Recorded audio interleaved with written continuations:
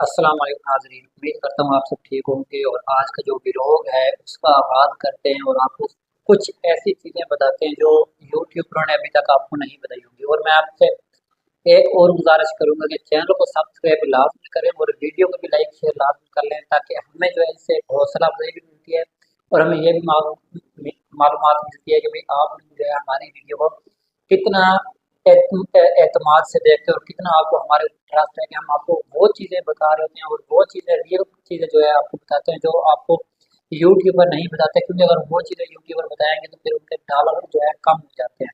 खैर, पहले जो बड़ी खबर है वो आपको मैं बताता चलूँ कि कुछ अर्सा पहले जो है कुछ दिन पहले दुबई से वजीर आजम जो थे वो आते हैं पाकिस्तान के दौरे के ऊपर। जब पाकिस्तान के दौरे के ऊपर आते हैं तो वो अपनी सिक्योरिटी लेकर आते हैं और ये पाकिस्तान की सिक्योरिटी के ऊपर बहुत बड़ा सवालिया निशान है। ये पाकिस्तान की सिक्योरिटी के ऊपर बहुत बड़ा सवालिया निशान है कि अगर वो एक बंदा दौरे के ऊपर आ रहा है वो सिक्योरिटी भी अपनी लेकर आ रहा है, तो ये अब देखें, ये सारे मामला तो इस वजह से हो रहे हैं कि पाकिस्तान की सिक्योरिटी सही तरीके से अपने जो उनका एक फर्ज होता है उसको सही तरह से अंजाम तक नहीं लेकर जाते। तो इस वजह से वो अपनी सिक्योरिटी लेकर आते हैं। अपनी सिक्योरिटी जो है अपनी जब ये बाहर निकलने लगते हैं उससे पहले उसकी सिक्योरिटी अपनी पोजीशन संभालती है, उसके बाद जो है वो बाहर निकलते हैं और अपना दौरे के ऊपर आता है। और यहीं पर दूसरी बड़ी खबर ये भी है कि मरीम नवाज साहिबा जैसे कि उनका हाथ पकड़ती है और ये पूरा ट्रेंड जो है पाकिस्तान के लोग पीटीआई वाले खास तौर पर जो है वो चला रहे हैं। तो मुझे मैं आपको बता दूं, हम इस चीज़ के उस वक्त भी खिलाफ थे जब ये मरीम नवाज साहिबा जो है हुकूमत में आई थी। पंजाब, ये पूरे पंजाब जो है इसको दिया गया था, क्योंकि इस एक औरत को एक सूबा देना है। अब आप मैं आप सिर्फ इतना बता दूं कि जो एक औरत जो है घर के मामला सही तरीके से संभालने में बड़ा वक्त लगा देती है, उस औरत को पूरा मुल्क दे दिया जाता है। तो ये बहुत शर्मनाक बात है। और आपको पता होना चाहिए कि एक औरत घर को किस तरह से संभालती है। एक तो ये तो एक घर की बात मैं वैसे सिंपल मिसाल के तौर पर समझा रहा हूँ। अगर जिसके पास पूरा सूबा चला जाए तो फिर क्या ही हालत होगी। और आपके सामने ये है कि पंजाब की इस वक्त क्या हालत है। फिर यहाँ पर मैं आपको दूसरी बड़ी खबर देने लगा, ये बहुत अहम खबर है, इसलिए मैंने आपको कहा है कि कोई भी जगह मैस ना किया करो, ताकि जो है आपको कहीं पर भी कोई बड़ी खबर मिल सकती है। अब जो दूसरी बड़ी खबर है ये आपने सुन ली है।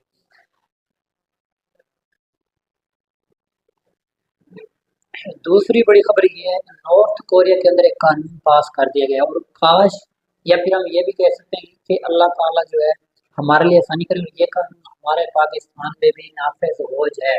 और दुआ करते हैं हो भी जाए। और अगर आप लोग भी चाहते हो ये कानून पास हो तो फिर आप लोग कमेंट करना है, ताकि हम इसके ऊपर मजीद आवाज़ उठाएंगे ताकि पाकिस्तान के अंदर ये कानून पास हो सके। तो नॉर्थ कोरिया ने एक जो है अपना कानून पास किया। उन्होंने कहा, नॉर्थ नॉर्थ कोरिया का जो वहाँ का वजीर है उसने ये कहा है कि जो कपल जिसकी शादी होती है और शादी होने के बाद जो कपल एक दूसरे को तलाक देगा उसको 6 माह की सजा में रखा जाएगा दोनों को। तो ये बहुत बड़ी खबर है और इस खबर से मैं बहुत ज़्यादा खुश भी हूँ, क्योंकि अगर ये पाकिस्तान के अंदर हो जाता है तो ये जो तलाकों वाला मामला है ये बहुत ही कम हो जाएगा। तो उसने क्या कहा, उसने कहा कि भाई जो भी कपल एक दूसरे को तलाक देगा, अगर वहाँ पर ये चीज़ मैं आपको वाज़ेह कर दूँ, हो सकता है आप फिर इसके ऊपर जो है इख्तलाफात कर सकते हो। अगर जो है लड़की को ऐसे ही तलाक दी जाती है बिना वजह के, फिर तो लड़के को होगी सजा। अगर जो है दोनों का कसूर है, दोनों ने एक दूसरे को तलाक लेना चाहते हैं, लड़ाई वगैरह, तो दोनों को सजा दी जाएगी 6 माह के लिए। अगर ये चीज़ पाकिस्तान के अंदर आ जाए तो मुझे लगता है कि तलाकों वाला मामला कम हो सकता है और ये काम अच्छा किया है। क्योंकि अब जो है जहाँ पर पहले लोग आमतौर पर तलाक़ें दे देते हैं, छोड़ देते हैं, अगर ये कानून पास हो गया तो इसके बाद मतलब कि ये जो तलाक़ों वाला मामला है वो बहुत ही कम हो जाएगा और इससे जो है आप आगे जान लो कितनी बेहतरी आ सकती है। और यहीं पर मैं तीसरी बड़ी खबर भी आपके साथ करता चलूँ। तीसरी बड़ी खबर ये है कि यमन जो है, क्योंकि हम ये जगह भी नहीं छोड़ सकते, यमन और गजा फ़लस्तीन को बिल्कुल भी नहीं भूल सकते। तो मैं आपको बता दूँ कि यमन जो है इस वक्त बहुत ज़्यादा एक्टिव हो गए हैं और यमन ने ऐसे ऐसे मिसाइल जो है ऐसे तरीके पर डाले हैं। और यमन का सबसे बड़ी जो एक्टिव खबर है वो ये है कि यमन ने अपने ही मुल्क के अंदर अपने ही एक किसी फौजी को पकड़ा है जो गद्दारी कर रहा था, जो यहाँ की चीज़ें वहाँ पहुँचा रहा था मेरे भाई।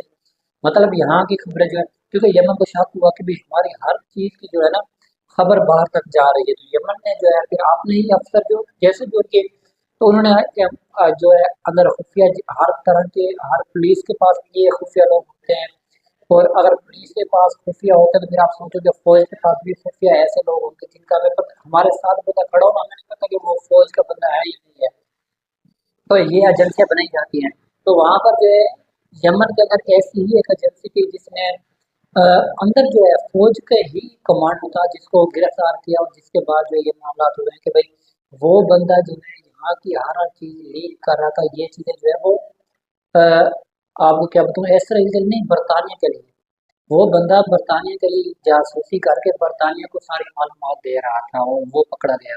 और उसके साथ दो और बंदे पकड़े गए जो सऊदी अरब को, अब ये देखें मामला सऊदी अरब के, आप लोग तो बहुत तारीफ करते हो, खैर हम जो खबर है वो आपको बताते हैं कि सऊदी अरब को दो और बंदे जो पकड़े गए हैं, वो सऊदी अरब के लिए काम कर रहे थे और सऊदी अरब को ही इंफॉर्मेशन दे रहे थे।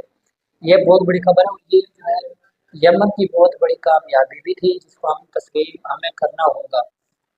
तो भी जो है मैं आपको बता दूं, चलो ये तीन चीजें मैंने यहाँ पर क्लियर कर दी। अब यहाँ पर खबरें बहुत ही आपको यहाँ पर अगर बताने चले तो बहुत लोग हो सकता है, लेकिन ये जो तीन चीजें बताई हैं ये तीनों की तीनों ही रियल है।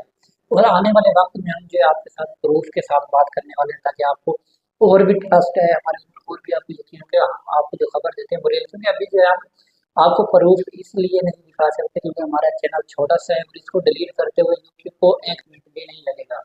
क्योंकि हमें ये भी तकलीफ है कि हमारा जो पिछला चैनल डिलीट हुआ वो इसी वजह से डिलीट हुआ, क्योंकि उसके ऊपर भी हम हक सच की आवाज़ बन रहे थे, और वो चैनल जो है कम से कम 2400 सब्सक्राइबर ले चुका था। खैर वो एक अलग बात है, और आखिर में बस यही कहूँगा कि इसको सब्सक्राइब करें और हमें सपोर्ट लाजमी करें, ताकि हम जो है मज़ीद अच्छी वीडियो बनाकर जो है आप तक वो चीज़ें और वो खबरें पहुँचाएँ जो आपको शायद यूट्यूबर जो है एक छोटी सी बात करते हैं जो 10-10 मिनट का आपको उसका ब्लॉग सुनना पड़ता है। खैर आगे जो है हम देखते हैं, और आपके कमेंट का हम इंतज़ार करेंगे कि आप हमें कमेंट में अपनी क्या राय देते हो। तब तक इजाज़त है, मिलेंगे कुछ वक्त बाद। अल्लाह हाफ़िज़।